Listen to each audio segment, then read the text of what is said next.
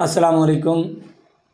آج میں آپ سے ایک سوال کرتا ہوں کہ یہ جو ماتم اور نوحے ہیں یہ کہاں سے شروع ہوئے ہیں، اور کیا امام حسین رضی اللہ تعالی عنہ نے یہ کام کیے ہیں یا آگے کسی کو کہا ہے کہ یہ کام کرو، اور حضرت امام حسین رضی اللہ تعالی عنہ نے اپنی زندگی میں عوام الناس کو کیا پیغام دیا، یہ میں آج آپ کے سب باتیں کلیئر کروں گا۔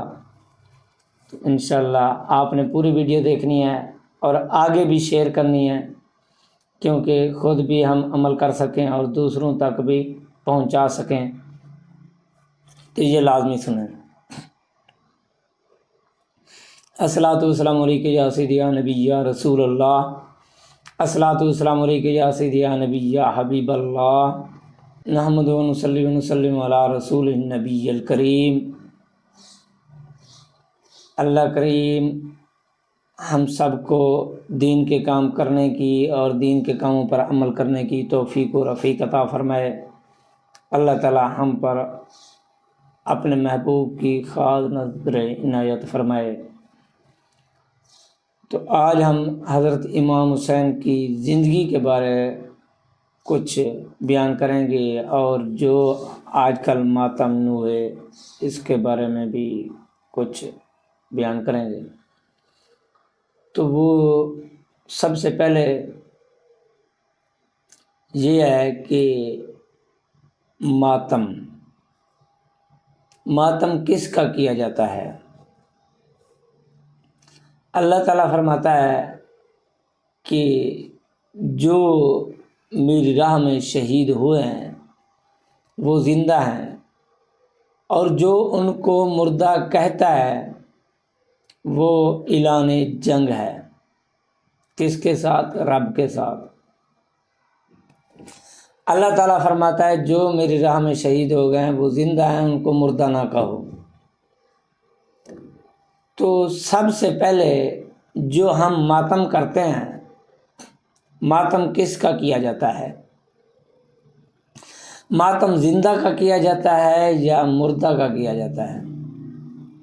وین مردوں پہ ڈالے جاتے ہیں یا زندوں پہ ڈالے جاتے ہیں؟ نوحے کس کے کیے جاتے ہیں، مردوں کے یا زندہ کے؟ تو ایک طرف اللہ تعالیٰ فرما رہا ہے عام شہید کا کہ وہ زندہ ہیں، اس کو مردہ نہ کہو، اس کے بارے ماتم وین منع ہے، کیونکہ مردہ وہ نہیں ہے، زندہ ہے تو زندہ کا ماتم نہیں ہے۔ تو یہ عام شہیدوں کے لیے اللہ تعالیٰ فرما رہا ہے۔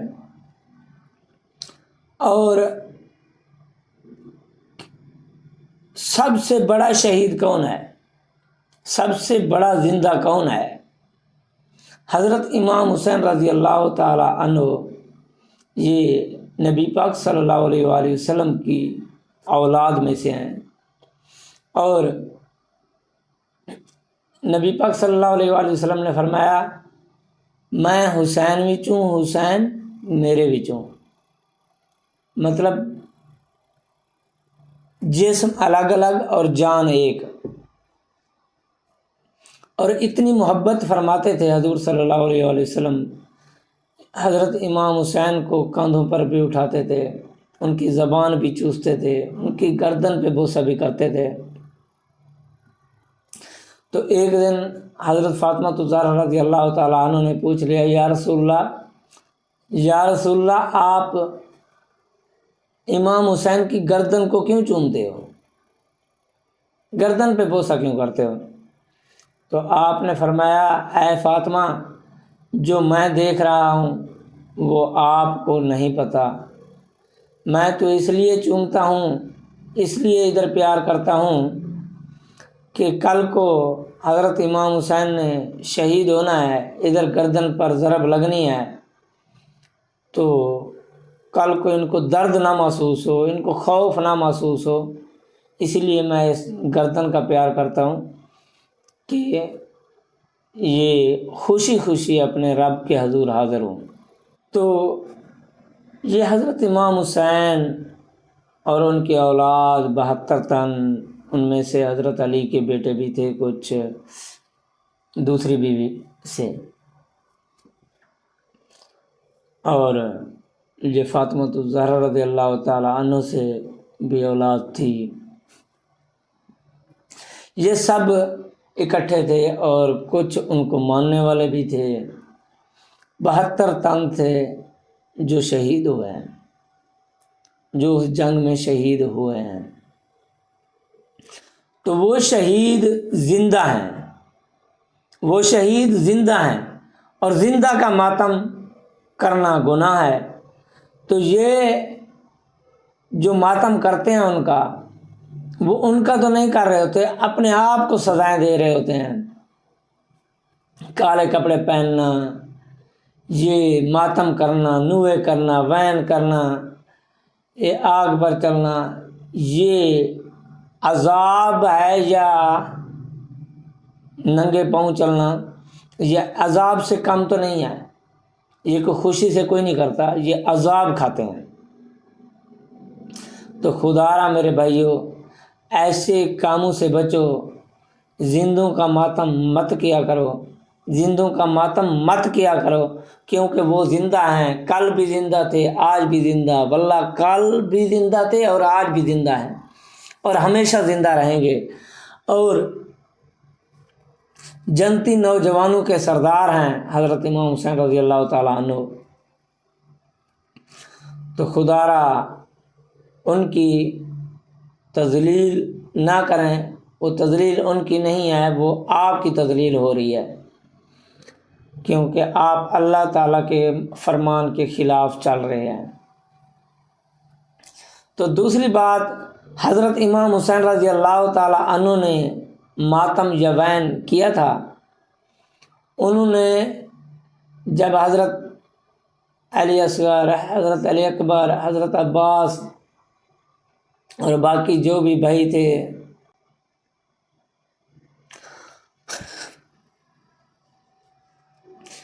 سب کے لاشیں بھی اٹھائیں، سب کو اٹھا کر لے بھی آئے، دفنایا بھی۔ تو انہوں نے تو نہ وین کیا،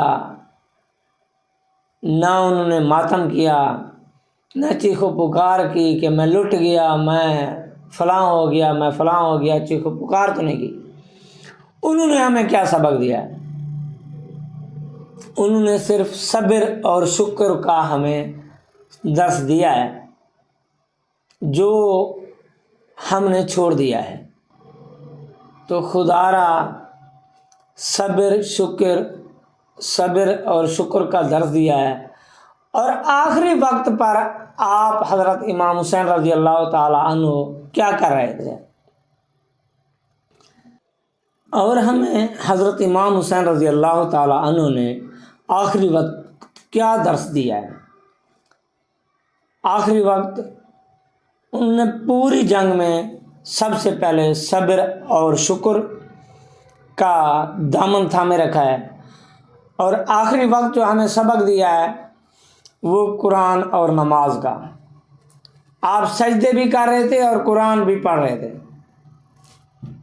تو خدا را حضور صلی اللہ علیہ وآلہ وسلم نے کیا فرمایا کہ قرآن اور اہل بیت کو کبھی نہ چھوڑنا۔